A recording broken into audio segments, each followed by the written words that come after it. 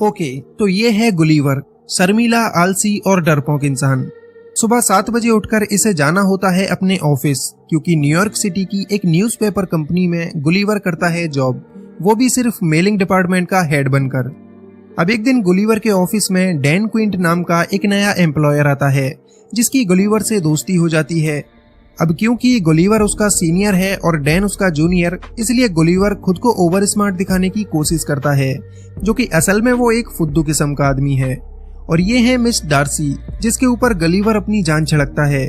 कई सालों से बेचारा डार्सी के साथ स्वयंवर रचाने के सपने देख रहा है, लेकिन दिल की बात जुबां तक लाने की हिम्मत कहाँ बेचारे में। अब एक दिन गुलिवर के पास डैन आता है एक नोटिस लेकर और उसे बताता है कि मेरा प्रमोशन हो चुका है, आज से मैं इस मेलिंग डिपार्टमेंट का हेड हूँ और अब से तुम मेरे जूनियर हो।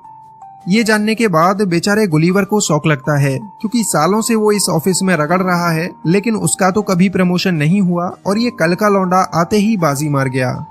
गुलिवर का लटका हुआ चेहरा देख डैन उससे कहता है कि बेटा, तुम्हारे अंदर कोई कमी नहीं है, बस तुम हो एक फट्टू इंसान जो कभी अपने लिए कुछ भी नहीं बोल पाता, और इसीलिए आज तक डार्सी भी तुमसे दूर है। अगर ऐसा ही रहा तो वो जाएगी किसी और के साथ और तुम करना प्यार उसके बच्चों के साथ।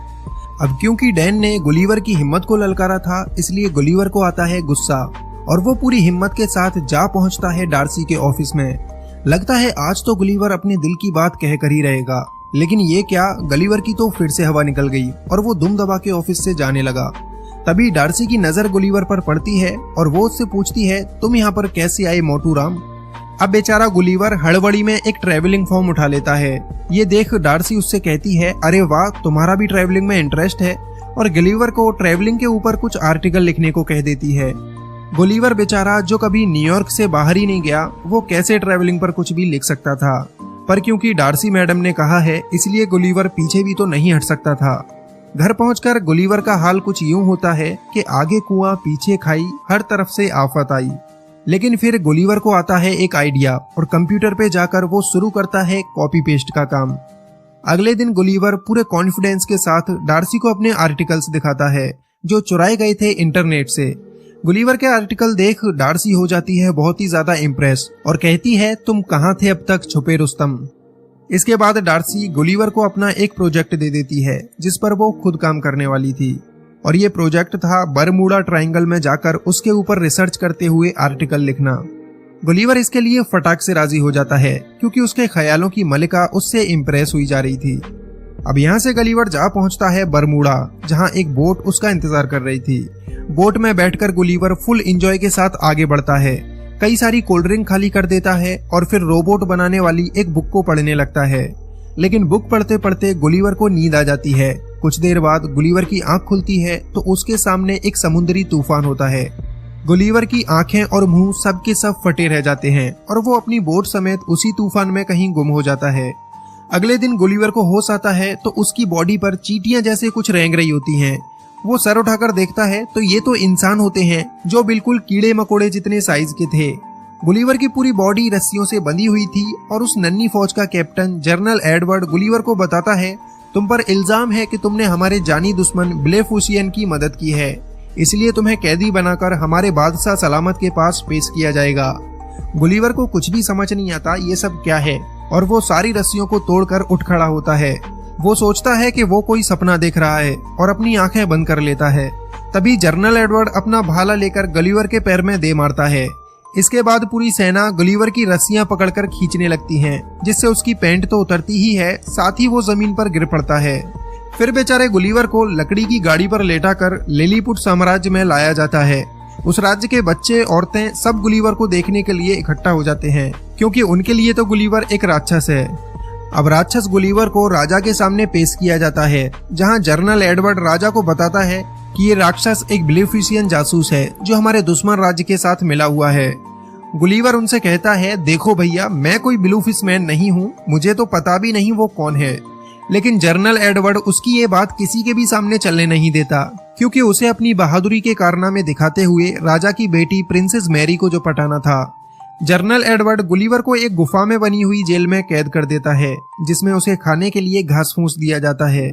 अब यहाँ पर गुलिवर की मुलाकात होती है होरोशियो नाम के एक और कैदी से, जिसकी खता ये थी कि उसने प्रिंसेस मैरी को प्यार भरी नजरों से देखा था, और तब से ही उसे बंदी बना लिया गया।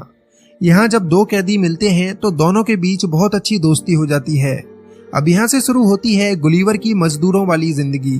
उस बेचारे को बैलों की जगह हल में लगाया जाता है और जनरल एडवर्ड उसकी सवारी करता है। फिर एक दिन लिलीपुट साम्राज्य पर दुश्मन राज्य ब्लेफुशियन हमला कर देता है और पूरे महल में आग लगा देता है। हमला देखकर जनरल एडवर्ड सब लोगों से कहता है, हमारी प्रिंसेस को हम बचाएंगे, कोई हमारे बीच में नहीं आएगा। लेकिन दुश्मन सेना के लोग प्रिंसेस को किडनैप कर ही चुके होते हैं। जब तक एडवर्ड वहां पहुंचता तब तक तो प्रिंसेस गायब हो जाती। इसलिए गुलिवर उन सभी लोगों को पानी में फेंककर प्रिंसेस मैरी को उनसे छुड़ा लेता है। उधर नीचे राजा और उसका सेनापति आग में फंसे होते हैं। गुलिवर उन्हें बचाने जाता है, तब उसे कोई रास्ता नहीं दिखता। फिर उसके शैतानी दिमाग में एक आइडिया आता है और वो अपनी पैंट उतारकर राजा के ऊपर पेशाब करके उन्हें आग से बचा लेता है। एडवर्ड गुस्सा करते हुए राक्षस के पास आता है और उसे कहता है, तुम्हारी जरूरत कैसे हुई हमारे राजा के ऊपर पेशाब करने की। इस पर गुलिवर थोड़ा सा स्नान एडवर्ड को भी करा देता है। गुलिवर की इस बहादुरी के लिए राजा उससे बहुत खुश होता है और उसे खाने के लिए अपने साथ दावत पर बुलाता है। लेकिन गलीवर उनसे एक शर्त रखता है कि दावत पर वो तभी आएगा जब उसके दोस्त होरेशियो को कैद से आजाद कर दिया जाएगा। राजा उसकी ये शर्त मान लेता है और होरेशियो को आजाद करके उसे भी गलीवर के साथ दावत पर आने का न्योता देता है। दावत के टाइम राजा गलीवर से उसके बारे में पूछने लगता है। वो कहता है, प्यारे राक्षस, ये बताओ तुम आखिर हो कहाँ से। इस पर गुलिवर उन्हें बताता है, मैं कोई राक्षस नहीं हूँ, मेरा नाम है गुलिवर और मैं न्यूयॉर्क सिटी से आया हूँ। यहाँ पर सभी लोग गुलिवर को न्यूयॉर्क सिटी का प्रेसिडेंट समझने लगते हैं, जिसके बाद गुलिवर भी अपनी लंबी लंबी फेंकना शुरू कर देता है। वो कहता है कि मैंने न्यूयॉर्क में सभी लोगों की जान बचाई थी और इसीलिए आज मैं वहाँ का पावरफुल प्रेसिडेंट हूँ। इसके बाद राजा उससे कहता है, फिर तो तुम्हें अपनी प्रजा की बहुत फिक्र हो रही होगी। हम जल्दी ही तुम्हारी बोट ढूंढ देंगे जिससे तुम वापस अपनी प्रजा के पास जा सको। अब गुलिवर के लिए एक आलीशान बहुत बड़ा घर तैयार कराया जाता है, जिसमें सैकड़ों मजदूर हर वक्त उसकी सेवा के लिए लगे रहते हैं ताकि बड़े आराम से गुलिवर यहाँ पर रह सके। एक दिन होरेशियो गलीवर से पूछता है कि आखिर प्रिंसेस को कैसे इम्प्रेस किया जाए, क्योंकि होरेशियो प्रिंसेस मैरी से बहुत प्यार करता था और उसके लिए जेल में कैदी बनकर भी तो रह चुका था। गलीवर जो खुद डार्सी से अपनी बात नहीं कर पाया, वो यहाँ होरेशियो को लड़की पटाने के टिप्स देने लगता है। और मजे की बात तो ये है कि प्रिंसेस भी होरेशियो से इम्प्रेस हो जाती है। मतलब कुछ भी कहो, गलीवर तो लव गुरु निकला। हाँ, ये बात अलग है कभी खुद की लव स्टोरी शुरू न कर पाया। अब रात को ही जनरल एडवर्ड गुलिवर की बोट को ढूंढ निकालता है, क्योंकि वो जल्द से जल्द गुलिवर को यहाँ से भगाना चाहता था। खबर सुनते ही गुलिवर काफी खुश होता है, क्योंकि वो अब अपने घर डार्सी के पास जा सकता था। गलीवर आकर देखता है तो उसकी बोट टूटी हुई पड़ी थी, जिसे सही होने में कम से कम 1 हफ्ते का वक्त लगेगा। तभी उन लोगों को वहां पर गुलिवर का फोन भी पड़ा मिलता है, जो अभी तक ऑन था। गुलिवर अपना फोन उठाता है तो उसमें 12 वॉइस मैसेज पड़े थे, जो कि डार्सी के थे। डार्सी को ये पता चल चुका था कि गलीवर ने वो सारे आर्टिकल इंटरनेट से कॉपी किए थे, इसलिए वो गलीवर से काफी ज्यादा गुस्सा थी। वॉइस मैसेजेस सुनने के बाद गलीवर की हालत खराब हो जाती है। वो अब डार्सी का सामना नहीं करना चाहता था, इसलिए लिलीपुट में रुकने का ही मन बना लेता है। गुलिवर के रुकने से पूरा साम्राज्य बहुत खुश होता है, सिवाय एडवर्ड को छोड़कर। एडवर्ड नहीं चाहता था कि गलीवर यहाँ रुके, इसलिए वो राजा के पास जाकर राजा के कान भरने लगता है। इस पर राजा एडवर्ड की बात मानने की जगह गुलिवर को ही पूरे साम्राज्य का जनरल बना देता है। अब से एडवर्ड की जगह गुलिवर ही पूरी साम्राज्य की सुरक्षा देखेगा। अब एक बार फिर ब्लेफुशियन की सेना लिलीपुट पर हमला कर देती है और एडवर्ड को मौका मिल जाता है गुलिवर को नीचा दिखाने का। एडवर्ड पूरी सुरक्षा व्यवस्था को ही हटा देता है, जिससे गुलिवर लिलीपुट को दुश्मन से बचा ना पाए। हमले की खबर सुनकर गुलिवर दुश्मनों को रोकने के लिए आता है और अपने कपड़े उतारकर पानी में घुस जाता है। पानी में जाकर वो दुश्मनों को समझाता है कि मुझे कोई लड़ाई नहीं करनी, मैं वैसे ही तुम्हें मारने की एक्टिंग करूंगा और तुम यहाँ से भाग जाना। लेकिन ब्लेफुशियन के लोग गुलिवर से दोस्ती करने तो आए नहीं थे, इसलिए पूरी सेना उसके ऊपर हमला करने लगती है और ये देख एडवर्ड काफी खुश होता है। लेकिन फिर गलीवर को गुस्सा आता है और वो दुश्मन के सारे जहाजों की रस्सियां पकड़कर उन्हें पानी के बाहर फेंक देता है और एक बार फिर से गुलिवर की जय जयकार शुरू हो जाती है। राजा एक बार फिर गुलिवर से काफी खुश हो जाता है। अब तो गुलिवर के शौक मौज के लिए और भी अच्छे इंतजाम कर दिए जाते हैं, जिसमें उसकी मसाज करना, बाल काटना सब कुछ शामिल होता है। उधर गुस्से से भरा हुआ एडवर्ड जाकर दुश्मन राज्य ब्लेफुशियन से मिल जाता है और गुलिवर की बोट से रोबोट बनाने वाली बुक निकालकर एक विशालकाय रोबोट तैयार करता है जिससे गुलिवर को हराया जा सके।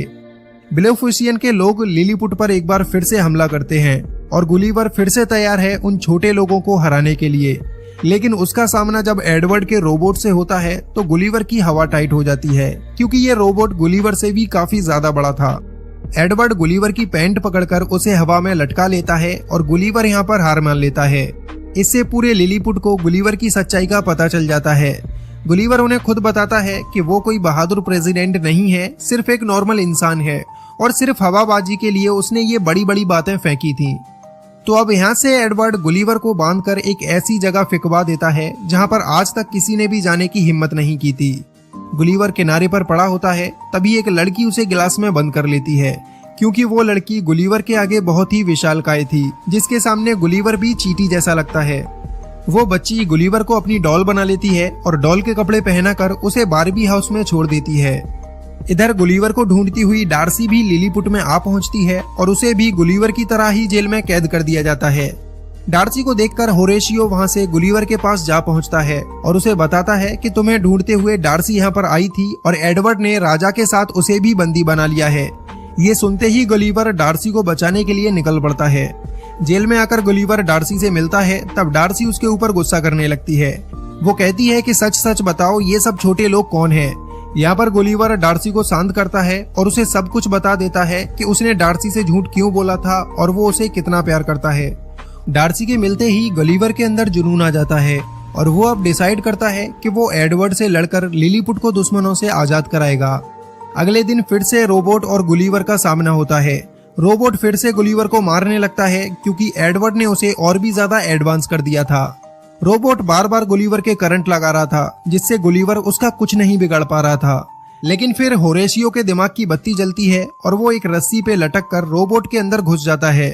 अंदर जाकर होरेशियो रोबोट के वायर काट देता है जिससे अब रोबोट गुलिवर के करंट नहीं लगा पाता। मौका मिलते ही गुलिवर रोबोट के ऊपर हावी हो जाता है और बड़ी ही आसानी से वो मार मार कर रोबोट को खत्म कर देता है। लिलीपुट की पूरी प्रजा गुलिवर के लिए जोरदार तालियां